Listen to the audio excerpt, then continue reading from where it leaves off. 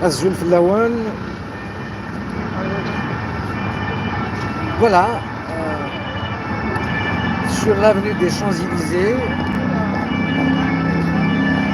il y a un peu de bruit, mais il y a un sens à faire ce live au cœur de Paris, avenue des Champs-Élysées, pas loin de l'Arc de Triomphe. Félicitations à Kamel Daoud pour le prix Goncourt. J'ai acheté aujourd'hui en France, donc le Parisien, il en parle. Il y a deux grands événements aujourd'hui. Le prix Goncourt, évidemment l'élection aux États-Unis. On va élire le gendarme de la planète. Et Kamel Daoud, dans la une de toute la presse française et internationale, sauf en Algérie, chez lui. Donc, je félicite Kamel Daoud pour son courage, pour son travail intellectuel. Oui, c'est par lui que peuvent commencer les choses. Il suffit d'une minorité convaincue pour faire bouger les choses en Algérie. Le paradoxe, c'est que Kamel Daoud, avec ce prix Goncourt, n'est pas félicité par les siens. Je le fais, je suis fier de Kamel Daoud. Une parenthèse, j'ai piqué une crise contre Kamel Daoud il y a 2 mois de cela, au sujet de la Kabylie. C'est un malentendu. Je rectifie, je ne demande naturellement pas d'excuses à Kamel Daoud, il n'en a pas besoin. Kamel Daoud a besoin de reconnaissance, Kamel Daoud a besoin de soutien. Le titre ne vous étonne pas. J'ai dit que Kamel Daoud mérite d'être kabyle. Je vais commencer par d'abord pourquoi ce malentendu entre moi et Kamel Daoud. Durant son passage à Bouzguen, une commune paisible en Kabylie, Kamel Daoud avait dit que la solution pour la Kabylie viendrait peut-être de l'extérieur des gens comme lui. Et c'est quelqu'un qu'il a rencontré à Béjaïa, lors de sa conférence donc, dans cette ville de Kabylie, que quelqu'un lui a dit la solution pour la Kabylie viendrait de quelqu'un comme vous. Je n'ai pas accepté cela. Pourquoi? Parce que Kamel Daoud a fustigé la Kabylie et les Kabyles à un moment donné. Et il a même dit qu'il n'y a aucune spécificité kabyle en Algérie. C'est comme si on n'a rien fait. À Bouzguen, j'ai revu donc cette vidéo plusieurs fois. Il a parlé de la laïcité qui a été mal expliquée aux Algériens. La laïcité est synonyme pour les Algériens et voulu par le pouvoir synonyme d'athéisme. Alors que la laïcité respecte toutes les religions, toutes les pensées, toutes les convictions. Donc, par contre, c'est séparer la religion de la politique, comme ce fut en 1905 en France. On copie tout ce qui se passe en France finalement. Mais Kamel Daoud a tout à fait raison. Il a avoué quelque chose de très important pour moi. Il disait que il ne faut pas lui en vouloir. C'est par le passé, il a dit des choses sur la Kabylie. Parce qu'il a biberonné cela depuis toujours. Il a grandi avec la haine et la kabylophobie. Mais il a dit, moi, si j'arrive à votre niveau aujourd'hui, vous avez fait 10 km, moi j'en ai fait 300. Et c'est la vérité. Donc bravo Kamel Daoud, c'est pas une mea culpa. Donc je n'ai pas d'excuses à lui demander. C'est au contraire une reconnaissance. Aujourd'hui, le prix Goncourt, il y a un paradoxe. C'est que Kamel Daoud est interdit pratiquement en Algérie. Ce livre interdit donc du salon du livre, du SILA. Au passage, il faut être solidaire aussi avec Al-Sqaït Larbi et les éditions Coucou, qui sont persécutées en Algérie. Ce n'est pas normal. Où est la solidarité? Donc je suis solidaire de Kamel Daoud, je suis reconnaissant, et puis ce livre, Outi, vous savez de quoi il parle? Il parle de Horat el-Aïd. Khurrat al-Ain. Donc voilà le Parisien d'aujourd'hui, Kamal Daoud à la une. Donc c'est très important à la une. Il y a un grand événement aussi. Aujourd'hui, c'est l'élection du gendarme du monde, celui qui va décider pour notre planète. C'est les Américains, que je salue d'ailleurs. Je salue leur courage et leur manière d'aborder les choses. Concernant Kamal Daoud, qui est un penseur, qui maîtrise la langue de Molière, il aime le français, comme moi j'aime cette langue aussi. Mais je ne fais aucune différence. J'aime toutes les langues d'ailleurs. La langue arabe est une langue merveilleuse, comme la langue française, quand on la comprend. La meilleure pour moi, la meilleure langue, c'est la langue kabyle. La langue kabyle, malheureusement, beaucoup ne la comprennent pas. Quand j'écoute Aït Menglet, je me dis, j'ai envie de partager ce qu'il dit, le poids des mots bien arrangés par Lounis, j'aurais aimé les partager avec d'autres pour comprendre le kabyle. Donc j'aime l'italien. Ce qu'a fait Kamal Daoud, parler de Khurrat al-Ain, parler de ce livre. Khurrat al-Ain, c'est parce que les musulmans, quand ils vont au paradis, ils ont le droit à 7 ou 70 Khurrat al-Ain, de belles femmes avec des grands yeux et tout ça. Au passage, moi, j'ai envie de manger ma part ici, si je peux. Et puis là-bas, s'il y en a, on ne dit pas non. Sinon, voilà, on a pris sa part ici. Kamal Daoud qui s'installe en France pour pouvoir dire ce qu'il pense à propos de la décennie noire. La décennie noire fait partie de l'histoire de l'Algérie, des Algériens. Ce n'est pas rien, on parle de 250 000 morts, des gens qui sont partis ailleurs. Tout ça, il y a une loi qui interdit d'en parler, de chercher, d'analyser. Kamal Daoud l'a fait. Il a bravé donc la loi injuste du pouvoir algérien, qui nous interdit de penser, de dire on a mal à un certain moment. Si on n'analyse pas cette période, on ne peut pas avancer. Kamal Daoud donc a bravé cette loi. Il a bravé une autre loi aussi.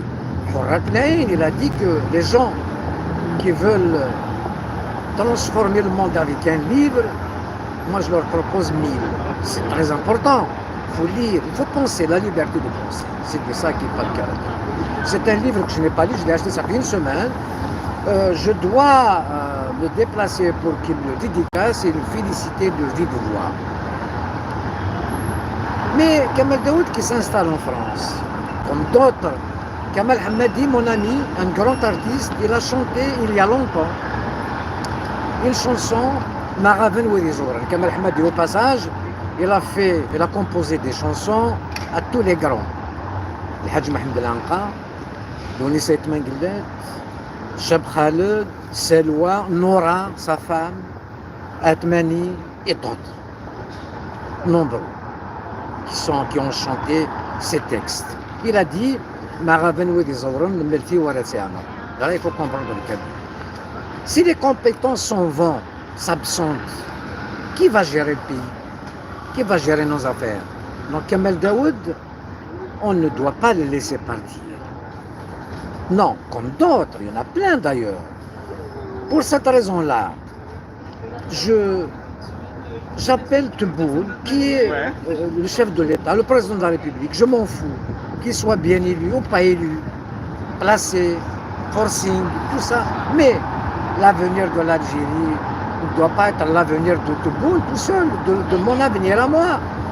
Tebboune a le devoir de donner un coup de fil à Kamal Daoud pour le féliciter. Le monde dont il félicite, c'est contre-productif. Quel gâchis. Donc Tebboune, moi je lui demande, le président Tebboune doit appeler Kamal Daoud et le féliciter. Il doit aussi appeler d'autres, il doit appeler Cheb Khaled qui n'est pas un traître. C'est le roi du rail. Il a pris la nationalité marocaine. Qui va refuser l'amitié du prince du Maroc? Khaled, au passage, a connu le prince Mohammed VI à Londres lors d'un grand gala qu'il avait donné. Il se trouvait dans les coulisses. On lui a demandé, la sécurité de la salle et le patron de la salle lui a dit est-ce que tu peux recevoir le prince du Maroc? Ça ne se refuse pas. Il l'a reçu dans sa loge, il est accueillant, il a bien accueilli, il était content, ils lui sont échangés les coordonnées. Et quand il a été intronisé roi du Maroc, il a continué à le voir et lui a donc proposé la nationalité française. C'est un cadeau, une reconnaissance. Donc ça ne se refuse pas, ni l'amitié du prince. Je ne vois pas qui c'est qui va refuser l'amitié du prince ou du roi, de n'importe quel roi. Puis, on ne peut pas dire non, je ne veux pas ta nationalité. Et pourquoi pas d'ailleurs? Pourquoi les gens prennent la nationalité française et pas la marocaine? Moi j'en ai une, je garde une, ça suffit. Je suis algérien, je reste. Je meurs algérien. Mais ce n'est pas pour ça qu'il est traître. Khaled, c'est le roi du rail. Le roi du rail qui a reçu un prince à Londres. Et puis il connaît un roi. Il dit où le problème? Il a été malmené à l'aéroport de Rome. On lui a refusé de rentrer dans son pays. Ce n'est pas donc Tebboune.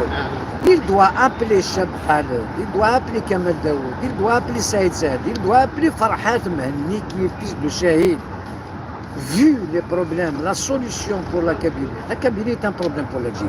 Ça ne date pas d'hier.